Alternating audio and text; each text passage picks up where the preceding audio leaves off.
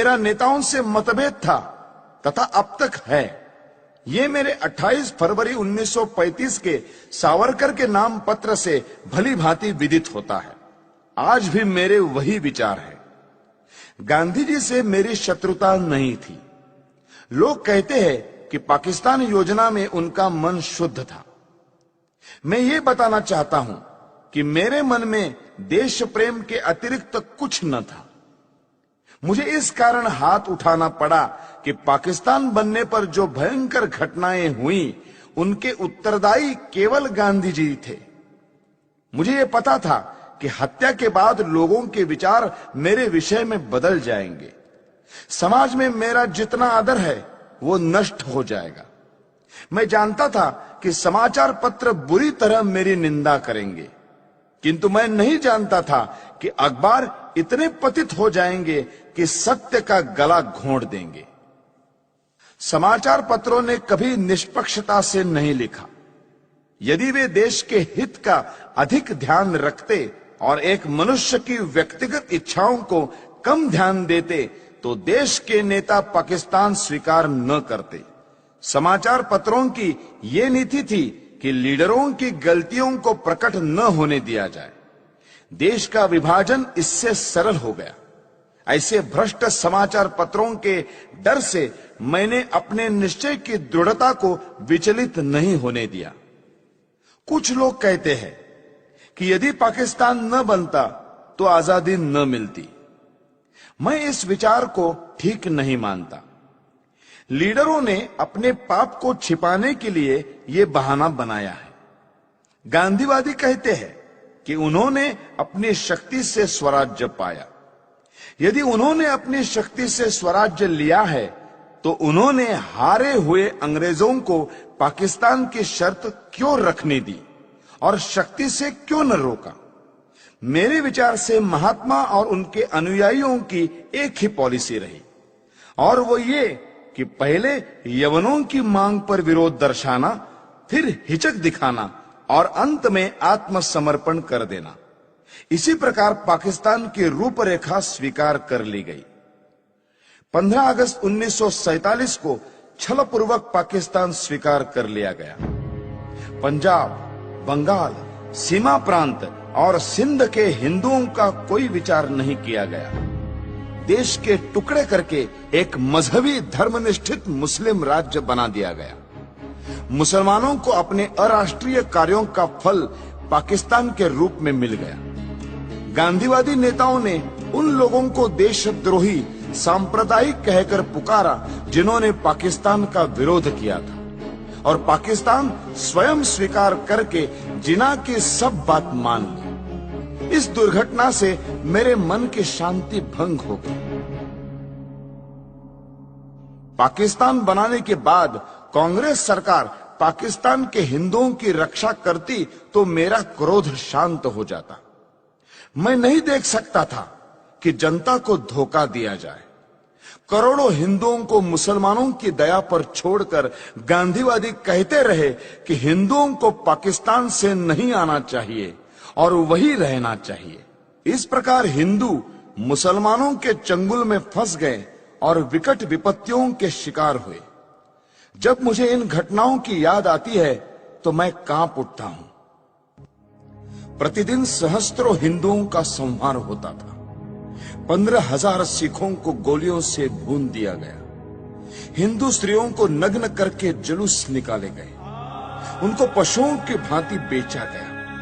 लाखों हिंदुओं को धर्म बचाकर भागना पड़ा। 40 मील लंबा हिंदू निराश्रितों का जत्था हिंदुस्तान की ओर आ रहा था। हिंदुस्तान शासन इस भयानक कृत्य का कैसे भयानक निवारण करता था? उन निराश्रितों को वायुयान से रोटियां फेंककर।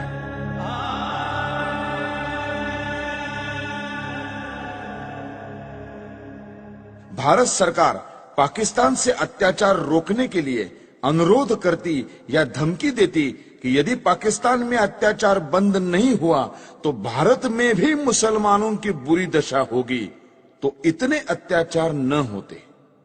भारत सरकार गांधी जी के इशारों पर चलती थी और उसकी नीति कुछ और ही थी।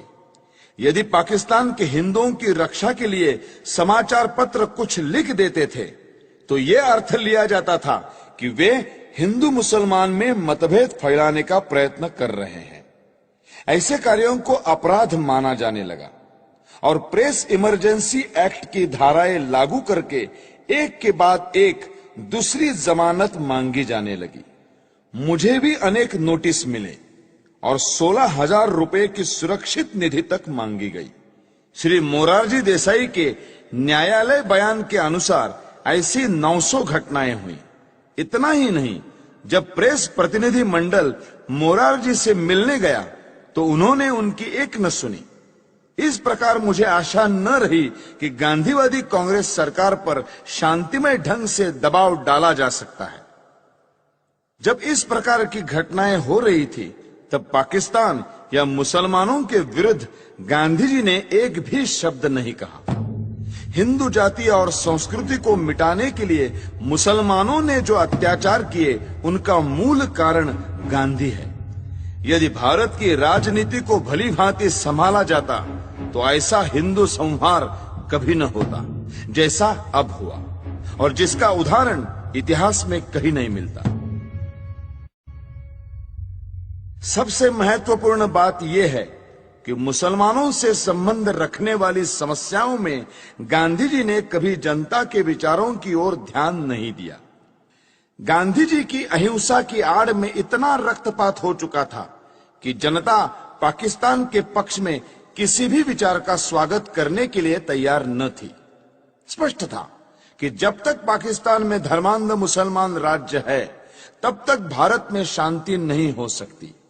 फिर भी गांधी जी इस प्रकार का प्रचार कर रहे थे और इस तरह के विचार पाकिस्तान के पक्ष में फैला रहे थे जैसा कर सकने में कोई कट्टर लीगी नेता भी सफल न हो पाता।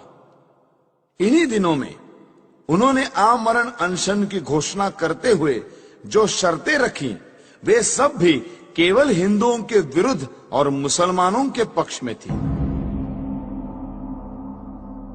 गांधी जी के अनशन की जो शर्तें थी उनमें पहली ये थी कि दिल्ली की मस्जिदों में रह रहे हिंदू शरणार्थियों को बाहर निकाला जाए और मस्जिदें मुसलमानों को सौंप दी जाए। गांधी जी ने अपनी शर्त सरकार और अन्य नेताओं को अनशन की धमकी देकर स्वीकार कराई। जिस दिन यह घटना हुई उस दिन मैं दिल्ली में था। मैंने देखा कि किस प्रकार गांधी जी की जिद को पूरा किया गया। वे शीत के दिन थे। गांधी जी ने अनशन खोला। उस दिन वर्षा हो रही थी। ऐसी असाधारण सर्दी और वर्षा में अच्छे स्थानों पर रहने वाले लोग भी कांप रहे थे। उस समय निराश्रित शरणार्थियों के कुटुंब मस्जिदों से सर्दी के मारे कांपते हुए निकाले गए। उनकी रक्षा का कोई प्रबंध नहीं किया गया। कुछ शरणार्थी जो कुटुंब और स्त्रियों सहित बिरला हाउस गए और उन्होंने नारे लगाए, गांधी जी हमें स्थान दो। उस भव्य भवन में रहने वाले गांधी तक उन निराश्रितों की आवाज नहीं पहुंच सकी। मैंने यह दृश्य अपनी आंखों से देखा जिसे देखकर कठोर से कठोर व्यक्ति का हृदय भी पिघल जाता। मेरे मस्तिष्क में इससे अनेक विचार आने लगे। मैंने सोचा कि क्या शरणार्थियों ने प्रसन्नता से इन मस्जिदों में डेरे डाले थे? नहीं, गांधी को भी उन स्थितियों का पूरा पता था जिनसे बाध्य होकर उन्हें अपने घर छोड़कर इन मस्जिदों की शरण लेनी पड़ी। पाकिस्तान में एक भी मंदिर या गुरुद्वारा सुरक्षित नहीं रहा। शरणार्थियों ने अपनी आंखों से देखा था कि किस प्रकार मुसलमानों ने केवल हिंदू मंदिरों और गुरुद्वारों को अपवित्र किया। जो हिंदू शरणार्थी दिल्ली शरण लेने के लिए आए थे उन्हें यहाँ कोई स्थान नहीं मिला। इसमें आश्चर्य की क्या बात है? यदि उन लोगों ने पेड़ों के नीचे और गली कूचों में न पड़े रहकर पंजाब में बीती हुई दुर्घटनाओं को स्मरण करके दिल्ली की व्यर्थ पड़ी मस्जिदों में शरण ली। मेरे विचार में इस प्रकार मस्जिदें मानवता की भलाई के लिए काम आ रही थी। गांधी जी ने यह निश्चय किया कि मस्जिदों को खाली कराया जाए, वहां उनके रहने का दूसरा प्रबंध क्यों नहीं कराया? उन्होंने पाकिस्तान के मंदिर हिंदुओं को सौंपने की मांग क्यों नहीं की? जिससे पता चलता कि गांधी वस्तुतः अहिंसा के पुजारी है, हिंदू मुस्लिम एकता के इच्छुक है और उनमें निष्पक्ष आत्मशक्ति है। गांधी ने पूरी चालाकी की और अपने अनशन को खोलने के लिए पाकिस्तान के लिए एक भी शर्त न रखी। यदि वे रखते तो संसार देखता कि गांधी जी अनशन करते हुए स्वर्ग सिधार जाते और पाकिस्तान के एक भी मुसलमान को लेश मात्र दुख न होता। उन्होंने अपने अनुभव से देख लिया था कि उनके व्रत का जिना पर कोई प्रभाव नहीं पड़ता और लीग उनकी आत्मशक्ति की परवाह नहीं करती। अंत में यह कहना अनुचित न होगा कि गांधी के फूल यानी अस्थि भारत और विदेशों की बहुत सी नदियों में बहाए गए, परंतु ये अस्थि पाकिस्तान की सिंधु नदी में नहीं बहाई जा सकी।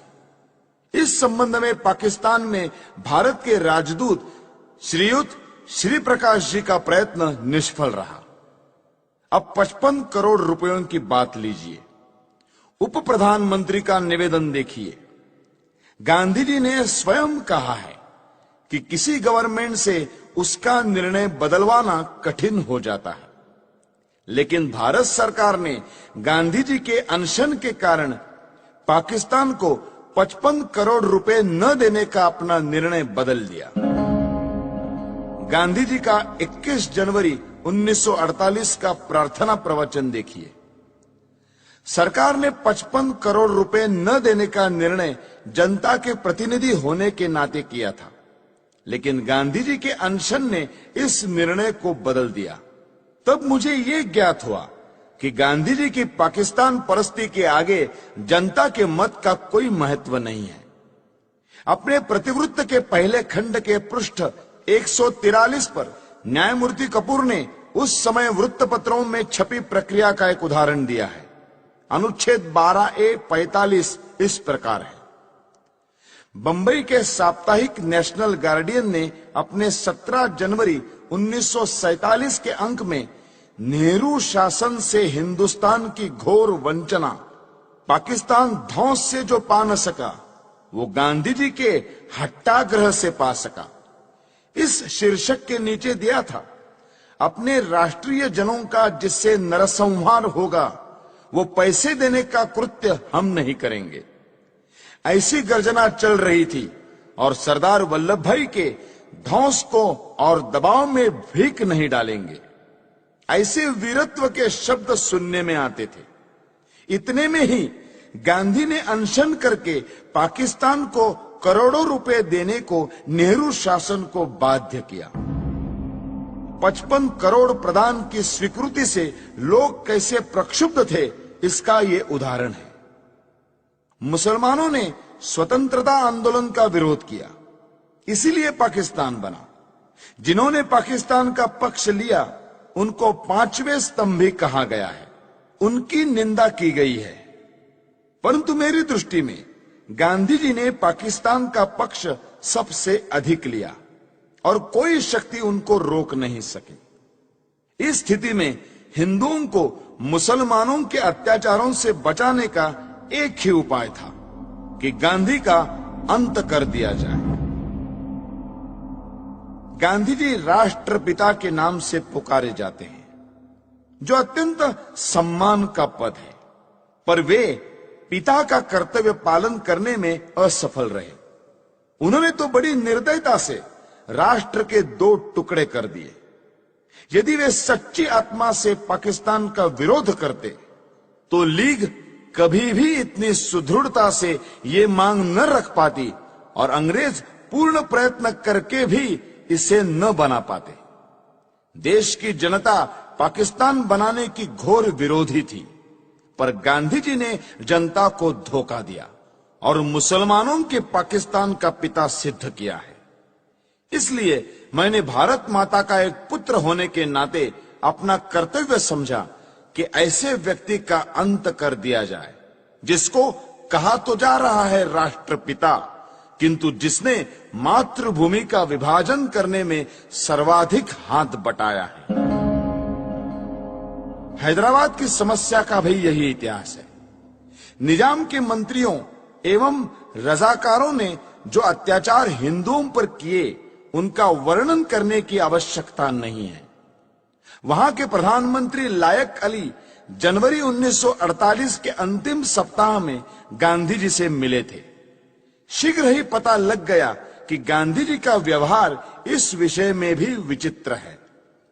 जिस प्रकार उन्होंने सुहरावर्दी को अपनाया था, उसी प्रकार कासिम रिजवी को भी दत्तक पुत्र समझकर व्यवहार करेंगे, ये बिल्कुल स्पष्ट था। जब तक गांधी जी जीवित थे, तब तक सरकार हैदराबाद के विरुद्ध कुछ न कर सकी, यद्यपि वो पूर्ण अधिकार और शक्ति संपन्न थी। यदि गांधी जी के जीवन में ही भारत सरकार हैदराबाद में सेना या पुलिस की कोई कार्रवाई करने का निश्चय करती, तो गांधी जी हिंदू मुस्लिम एकता के नाम पर सरकार को अपने निश्चय बदलने पर बाध्य कर देते। जिस प्रकार 55 करोड़ रुपया पाकिस्तान को न देने का निर्णय वापस लेना पड़ा था। जब गांधी जी अनशन ठान लेते, तो उनको बचाने के लिए सरकार को उनकी इच्छानुसार चलना पड़ता। गांधी जी के अहिंसा सिद्धांत के अनुसार हमें अत्याचार सहन करते जाना चाहिए और शस्त्र या शारीरिक शक्ति से प्रतिकार नहीं करना चाहिए। गांधी जी की अहिंसा उस सिंह की अहिंसा है जो उस समय अहिंसा का पुजारी हो जाता है जब वो सहस्त्रों गायों को खा पीकर थक जाता है। कानपुर में गणेश शंकर विद्यार्थी को मुसलमानों ने निर्दयता से मार दिया था। गांधी जी उनका उदाहरण देकर कहते थे कि इस प्रकार अहिंसा पर चलकर अपना बलिदान कर देना चाहिए। मेरा विश्वास है यह अहिंसा यानी नपुंसकत्व देश को नष्ट कर देगी और पाकिस्तान भारत पर आधिपत्य जमा लेगा। मुझे स्पष्ट दिखाई देता था कि यदि मैं गांधी जी का वध करूंगा तो मैं जड़ मूल से नष्ट कर दिया जाऊंगा। लोग मुझसे घृणा करेंगे। मेरा सम्मान जो मुझे प्राणों से अधिक प्रिय है नष्ट हो जाएगा। किंतु साथ में मैं ये भी जानता था कि गांधी जी सदा के लिए विदा हो जाएंगे तो देश की राजनीति में शस्त्र प्रयोग और प्रतिकारात्मक कार्यवाही को स्थान मिलेगा। देश शक्तिशाली होगा। मैं अवश्य मरूंगा, किंतु देश अत्याचारों से मुक्त होगा। सब मुझे मूर्ख कहेंगे, पर देश ऐसे मार्ग पर चलेगा जो उचित होगा। यही सोचकर मैंने गांधी जी का अंत करने की ठानी। मैंने अपना निर्णय किसी को नहीं बताया। 30 जनवरी 1948 के दिन मैंने गांधी जी का वध किया। मेरे पास कहने को और कुछ नहीं है। यदि देशभक्ति पाप है तो मैं पाप मानता हूं। मैंने पाप किया है। यदि प्रशंसनीय है तो मैं अपने आप को उस प्रशंसा का अधिकारी समझता हूं। मुझे विश्वास है यदि मनुष्यों द्वारा स्थापित न्यायालय से ऊपर कोई और न्यायालय होगा तो उसमें मेरे कार्य को अपराध नहीं समझा जाएगा। मैंने देश और जाति की भलाई के लिए यह काम किया है। मैंने उस व्यक्ति पर गोली चलाई जिसकी नीति से हिंदुओं पर घोर संकट आए और हिंदू नष्ट हुए। वास्तव में मेरे जीवन का उसी समय अंत हो गया था जब गांधी जी पर गोली चलाई थी। उसके पश्चात मैं अनासक्त जीवन बिता रहा हूं। मेरे लिए संतोष का विषय है कि मुझे कोई पश्चाताप नहीं है। हैदराबाद की समस्या में अकारण देर हो रही थी। सरकार ने गांधी जी के मृत्यु के बाद शस्त्र शक्ति से इस समस्या को ठीक रूप से सुलझा दिया है। भारत की आधुनिक राजनीति और सरकार अभी तक तो ठीक प्रकार से चलती हुई जान पड़ रही है। गृह मंत्री ने कहा है कि देश के पास प्रचुर युद्ध सामग्री होनी चाहिए। ऐसा विचार प्रकट करते हुए उन्होंने ये नहीं कहा कि वे गांधी जी के सिद्धांतों पर चलकर ये सब कुछ करेंगे। यदि वे ऐसा कहें तो केवल अपने मन के संतोष के लिए कहेंगे। ये याद रखना चाहिए कि यदि आधुनिक शस्त्रों का प्रयोग करके ये कहा जाए कि गांधी जी के अहिंसा सिद्धांत पर चला जा रहा है, तो हिटलर, मुसोलिनी, चर्चिल या रूजवेल्ट के देश रक्षा के ढंग और गांधी जी के अहिंसा सिद्धांत में कोई भेद नहीं रह जाएगा। मैं ये मानने को तैयार हूं कि गांधी जी ने देश के लिए बहुत कष्ट उठाए। उन्होंने जनता में जागृति पैदा की। उन्होंने स्वार्थवश कुछ नहीं किया, परंतु दुख यह है कि वे इतने ईमानदार नहीं थे कि अहिंसा की हार को स्वीकार कर लेते। मैंने दूसरे भारतीय देशभक्तों और नेताओं के भी चरित्र पढ़े हैं जिन्होंने गांधी जी से अधिक बलिदान किए हैं। कुछ भी हो, गांधी जी ने देश की जो सेवा की है उसके लिए मैं उनका आदर करता हूं।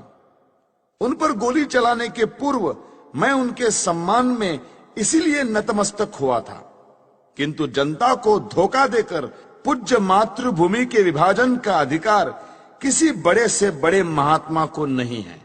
गांधी जी ने देश को छल कर देश के टुकड़े किए, क्योंकि ऐसा न्यायालय या कानून नहीं था जिसके आधार पर ऐसे अपराधी को दंड दिया जा सकता। इसीलिए मैंने गांधी को गोली मारी। उनको दंड देने का केवल यही एक तरीका रह गया था।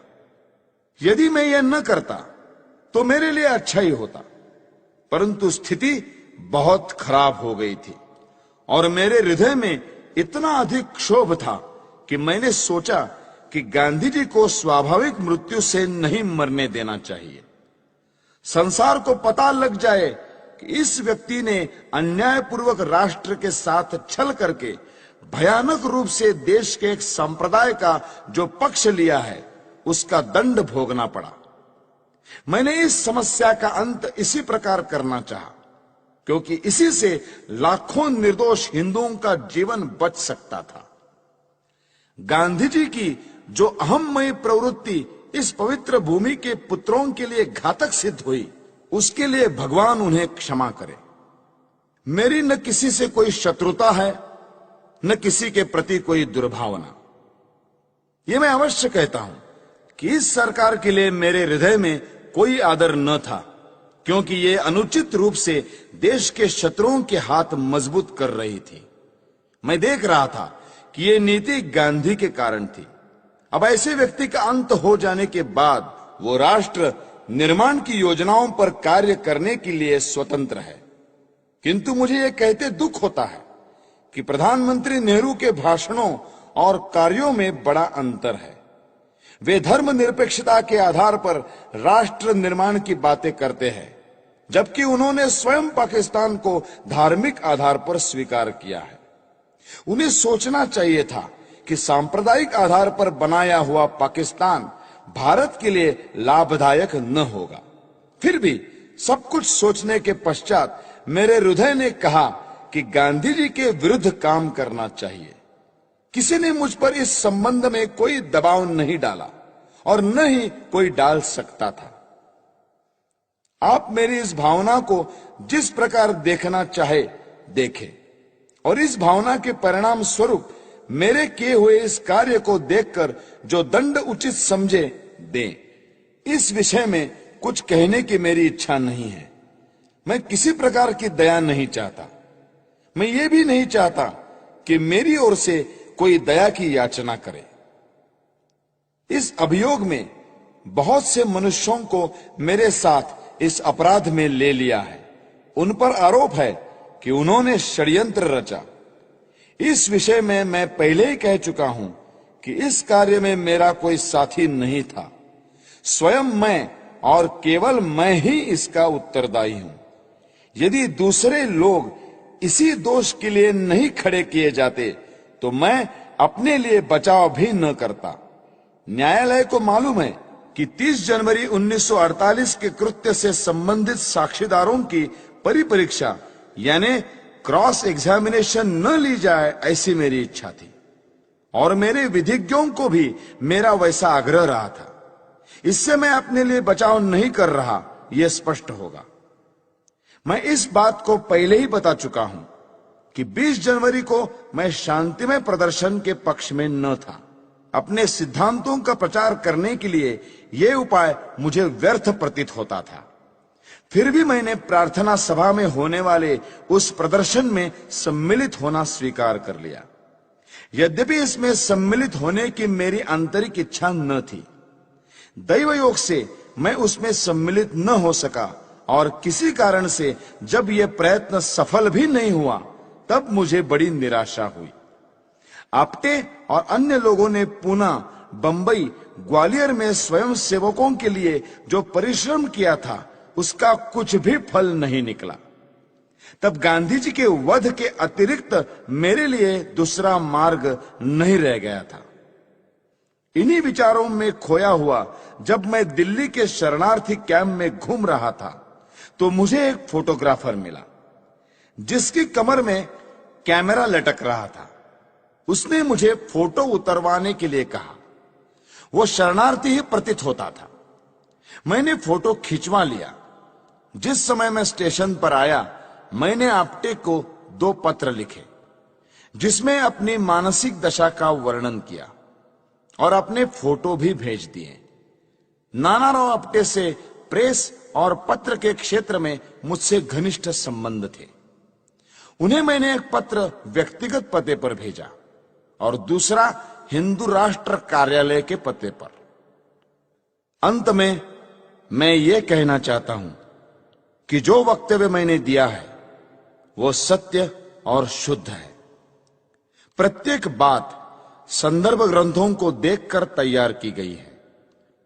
मैंने सरकारी समाचार पत्र, इंडियन ईयर बुक, कांग्रेस का इतिहास, गांधी जी की आत्मकथा, समय समय पर प्रकाशित कांग्रेस के बुलेटिन, यंग इंडिया और हरिजन की फाइलें और गांधी जी की प्रार्थना सभा के भाषणों से ये वक्तव्य तैयार करने में सहायता ली है। मैंने ये लंबा वक्तव्य इसलिए नहीं दिया है कि लोग मेरे कार्य को सराहें, बल्कि इसलिए दिया है कि लोग मेरे विचारों को भली भांति जान जाए और किसी के मस्तिष्क में मेरे विषय में कोई भ्रांत धारणा न रहे। भगवान करे हमारा देश फिर अखंड हो और जनता उन विचारों का त्याग करे जो अत्याचारी के आगे झुकने की प्रेरणा देते हैं। भगवान से यही मेरी अंतिम प्रार्थना है। मेरा वक्तव्य अब समाप्त हो चुका है। आपने इसे ध्यान से सुना और सुविधाएं दी, उसके लिए मैं कृतज्ञ हूं। जिन्होंने इस बड़े अभियोग में मुझे कानूनी सहायता दी और जो पुलिस ऑफिसर इस अभियोग से संबंधित हैं, उनके प्रति मेरे हृदय में कोई दुर्भावना नहीं है। मैं उनके सद्व्यवहार के लिए उनका भी कृतज्ञ हूं। जेल के ऑफिसरों को भी धन्यवाद।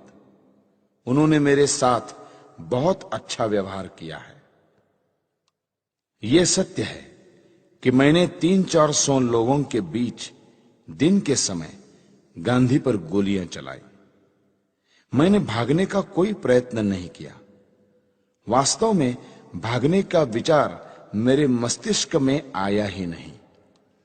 मैंने अपने ऊपर गोली चलाने का प्रयत्न भी नहीं किया। आत्मघात करने का मेरा कभी विचार न था, क्योंकि मैं अपने विचारों को खुले न्यायालय में प्रकट करना चाहता था। आलोचनाओं के बावजूद भी मैंने जो कृत्य किया उसके नैतिक पक्ष पर मेरी आत्मा कभी विचलित नहीं हुई। मुझे किंचित भी संदेह नहीं कि भविष्य में सच्चाई और ईमानदारी से इतिहास के इस अध्याय को इतिहासकार लिखेंगे तो वे मेरे कार्यों और उसके परिणाम का सही मूल्यांकन करेंगे।